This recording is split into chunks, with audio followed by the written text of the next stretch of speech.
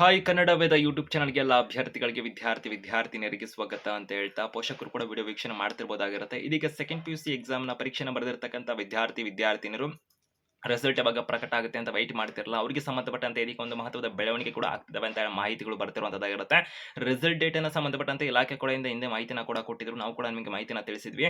So ಇಲಾಖೆ ಕಡೆಯಿಂದ ಒಂದು ಸಂಭಾವ್ಯ ದಿನಾಂಕ ಅಂತ ಮಾಹಿತಿನ ಇಟ್ಕೊಂಡಿದ್ದಾರೆ. ಏಪ್ರಿಲ್ 7ರಂದು ರಿಸಲ್ಟ್ ಅನ್ನ ಪ್ರಕಟ ಮಾಡುವಂತ ಗುರಿಯನ್ನು ಹೊಂದಿದ್ದಾರೆ ಅಂತ. ಸದ್ಯಕ್ಕೆ ಇವಾಗ ರಿಸಲ್ಟ್ ಡೇಟ್ ನಲ್ಲಿ ಅಥವಾ ಫಲಿತಾಂಶ ದಿನಾಂಕದಲ್ಲಿ ಬದಲಾವಣೆ ಆಗುವ ಸಾಧ್ಯತೆಗಳಿದೆ ಅಂತಕ್ಕಂಥಕ್ಕೆ ಸಂಬಂಧಪಟ್ಟಂತೆ ಮಾಹಿತಿ ಬರ್ತಿರೋದಾಗಿರುತ್ತೆ. ಆ ಒಂದು ರಿಸಲ್ಟ್ ಡೇಟ್ ಏನಾದರೂ ಬದಲಾವಣೆ ಆದಂತ ಸಂದರ್ಭದಲ್ಲಿ ಪರೀಕ್ಷೆ 2 ಆಗಿರ್ಬೋದು 3 ಆಗಿರ್ಬೋದು ಕೂಡ ಆ ಒಂದು ದಿನಗಳು ಕೂಡ ವಿಳಂಬ ಆಗುವ ಸಾಧ್ಯತೆಗಳು ಸದ್ಯಕ್ಕೆ ಕಂಡು ಬರ್ತಿರೋದಾಗಿರುತ್ತೆ. ಕಾರಣ ಏನು ಅಂತ ಹೇಳಿದ್ರೆ, ರಾಜ್ಯದಲ್ಲಿ ಉಪಚುನಾವಣೆ ನಡೀತಿರುವಂತದ್ದಾಗಿರುತ್ತೆ. ಬಾಗಲಕೋಟೆ ಮತ್ತು ದಾವಣಗೆರೆ ಜಿಲ್ಲೆಗಳಲ್ಲಿ ಒಂದು ಉಪಚುನಾವಣೆ ನಡೀತಿರುವಂತದ್ದಾಗಿರುತ್ತೆ. ಉಪಚುನಾವಣೆಗೂ ಒಂದು ರಿಸಲ್ಟ್ ಅನೌನ್ಸ್ ಆಗೋದಕ್ಕೂ ಏನ್ ಸಂಬಂಧ ಅಂತಕ್ಕಂಥ ಒಂದು ಪ್ರಶ್ನೆ ಸಾಮಾನ್ಯವಾಗಿ ಒಂದು ಸೆಕೆಂಡ್ PUC ಮಕ್ಕಳಲ್ಲಿ ಬರ್ಬೋದಾಗಿರುತ್ತೆ. ಯಾಕಂದ್ರೆ ಅವರಿಗೆ ಸಾಮಾನ್ಯವಾಗಿ ಗೊತ್ತಿರೋದಿಲ್ಲ.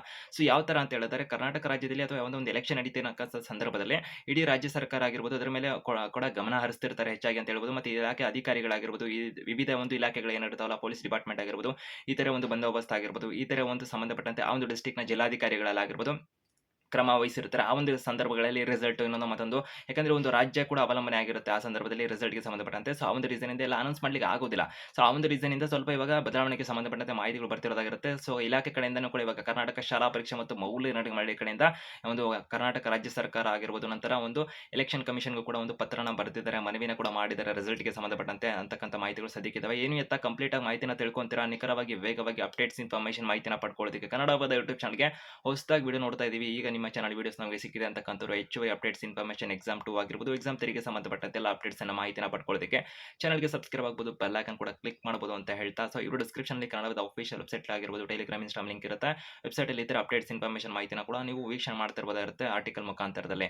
ಸೊ ವಿಡಿಯೋ ನೋಡಿದ ನಂತರ ನೀವು ವೀಕ್ಷಣೆ ಮಾಡಬಹುದಾಗಿರುತ್ತೆ, ಫ್ರೀ ಕೂಡ ಆಗಿರುತ್ತೆ ಇದು. ಸೊ ಈಗ ನಾವು ಮಾಹಿತಿನ ತಿಳ್ಕೊಂಡು ಬರೋದಾದ್ರೆ, ಹಾಗೆ ವಿಡಿಯೋ ನಿಮಗೆ ಇಷ್ಟ ಆಗ್ತಿದ್ರೆ ವೇಗವಾಗಿ ಕೊಡ್ತಿರತಕ್ಕಂಥ ಮಾಹಿತಿಗಳು ಲೈಕ್ ಕೂಡ ಮಾಡಬಹುದಾಗಿರುತ್ತೆ ಅಂತ ಹೇಳ್ತಾ, ಸೊ ಈಗ ಸಾಕಷ್ಟು ವಿದ್ಯಾರ್ಥಿಗಳು ರಿಸಲ್ಟ್ ಯಾವಾಗ ಅಂತ ಕಾಯ್ತಿದಾರಲ್ಲ, ಅದಕ್ಕೆ ಸಂಬಂಧಪಟ್ಟಂತೆ ಏಪ್ರಿಲ್ 7ನೇ ತಾರೀಕಿನಂದು ರಿಸಲ್ಟ್ ಅನ್ನ ಪ್ರಕಟ ಮಾಡೋದಕ್ಕೆ ಸಂಬಂಧಪಟ್ಟಂತೆ ಒಂದು ಸಂಭಾವ್ಯ ದಿನಾಂಕ ಅಂದ್ಬಿಟ್ಟು ಕರ್ನಾಟಕ ಶಾಲಾ ಪರೀಕ್ಷೆ ಮತ್ತು ಮೌಲ್ಯ ನಿರ್ಣಯ ಮಂಡಳಿ ಆಗಿರ್ಬೋದು ಅಥವಾ ಒಂದು ಶಿಕ್ಷಣ ಸಚಿವರು ಕೂಡ ಹಿಂದೆ ಮಾಹಿತಿಯನ್ನು ಕೊಟ್ಟಿದ್ರು ಅಂತ ಹೇಳ್ಬೋದಾಗಿರುವಂಥದ್ದು. ನಮ್ಮ ಕನ್ನಡ ಬೈದ ಯೂಟ್ಯೂಬ್ ಚಾನಲ್ ಅಲ್ಲೂ ಕೂಡ ಅದನ್ನು ವರದಿ ಮಾಡಿದ್ವಿ.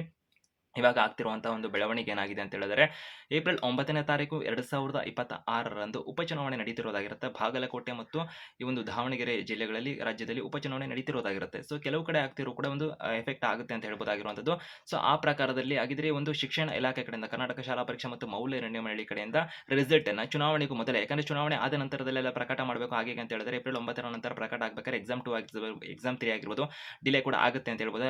ಆ ಕಾರಣಕ್ಕೆ ರಾಜ್ಯ ಸರ್ಕಾರ ಮತ್ತು ಎಲೆಕ್ಷನ್ ಕಮಿಷನ್ಗೆ ಕರ್ನಾಟಕ ಶಾಲಾ ಪರೀಕ್ಷೆ ಮತ್ತು ಮೌಲ್ಯ ನಿರ್ಣಯ ಮಂಡಳಿ ಕಡೆಯಿಂದ ಒಂದು ಮನವಿಯ ಪತ್ರವನ್ನ ಬರೆದಿದ್ದಾರೆ ಅಂತಕ್ಕಂಥ ಮಾಹಿತಿಗಳು ಸದ್ಯಕ್ಕೆ ವರದಿಗಳು ಕೂಡ ಆಗ್ತಿರೋದಾಗಿರುತ್ತೆ. ಆ ಪ್ರಕಾರದಲ್ಲಿ ಏನಂತ ಹೇಳಿದ್ರೆ, ರಿಸಲ್ಟ್ ಅನ್ನ ಏಪ್ರಿಲ್ ತಿಂಗಳ 7 ಅಥವಾ 8ನೇ ತಾರೀಕಿನಂದು ಪ್ರಕಟ ಮಾಡಲಿಕ್ಕೆ ಅವಕಾಶ ಮಾಡಿಕೊಡಬೇಕು ಅನ್ನೋದಕ್ಕೆ ಸಂಬಂಧಪಟ್ಟಂತೆ ಮನವಿಯಲ್ಲಿ ತಿಳಿಸಲಾಗಿದೆ ಎಂಬ ಮಾಹಿತಿಗಳು ವರದಿಗಳು ಆಗಿರುವಂತದ್ದು.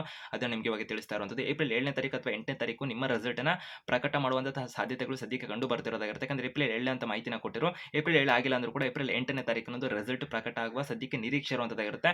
ಆಲ್ಮೋಸ್ಟ್ ಪರ್ಮಿಷನ್ ಕೊಡುವ ಸಾಧ್ಯತೆ ಜಾಸ್ತಿ ಇರುವಂತದ್ದಾಗಿರುತ್ತೆ. ಇಲ್ಲ ಅಂತಂದ್ರೆ ಏಪ್ರಿಲ್ 9ರ ನಂತರ ಮಾಡುತ್ತಾರೆ. ಹಾಗೆ ಅಂತಂದ್ರೆ ಎಕ್ಸಾಮ್ ಡೇಟ್ಗಳು ಸ್ವಲ್ಪ ಅಂದ್ರೆ ಏರುಪೇರು ಆಗುವ ಸಾಧ್ಯತೆ ಅಥವಾ ಅಪ್ಲಿಕೇಶನ್ ಆಗಿರ್ಬೋದು ಬೇರೆದಕ್ಕೆ ಕೂಡ ಇಲಾಖೆಯವರು ದಿನಾಂಕನ ಇಟ್ಕೊಂಡಿರ್ತಾರೆ. ಆ ಒಂದು ರೀಸನ್ ಇಂದ ಏಪ್ರಿಲ್ 7 ಅಥವಾ 8ನೇ ತಾರೀಕಿನಂದು ಫಲಿತಾಂಶನ ಪ್ರಕಟ ಮಾಡೋದಕ್ಕೆ ಅವಕಾಶ ಮಾಡಿಕೊಡಿ ಅನ್ನೋದಕ್ಕೆ ಸಂಬಂಧಪಟ್ಟಂತೆ ಇದೀಗ ಇಲಾಖೆ ಕಡೆಯಿಂದ ಪತ್ರ ಬರ್ದಿರೋ ಮಾಹಿತಿ ಸದ್ಯಕ್ಕೆ ಇರುವಂತದ್ದಾಗಿರುತ್ತೆ. ಕಾದ್ ನೋಡಬೇಕಿರುತ್ತೆ ಏನನ್ನ ಒಂದು ರಿಪ್ಲೈ ಬರುತ್ತೆ ಅನ್ನೋದಕ್ಕೆ ಸಂಬಂಧಪಟ್ಟಂತೆ. ಹೆಚ್ಚುವರಿ ಅಪ್ಡೇಟ್ಸ್ ಇನ್ಫಾರ್ಮೇಷನ್ ಬಂದಾಗ ನಿಮಗೆ ಮಾಹಿತಿನ ಕೊಡ್ತೀವಿ. ಕನ್ನಡ ಬೈ ಯೂಟ್ಯೂಬ್ ಚಾನಲ್ ಅದಕ್ಕೆ ಸಬ್ಸ್ಕ್ರೈಬ್ ಆಗಿ ಬೆಲ್ ಐಕಾನ್ ಕ್ಲಿಕ್ ಮಾಡಿ.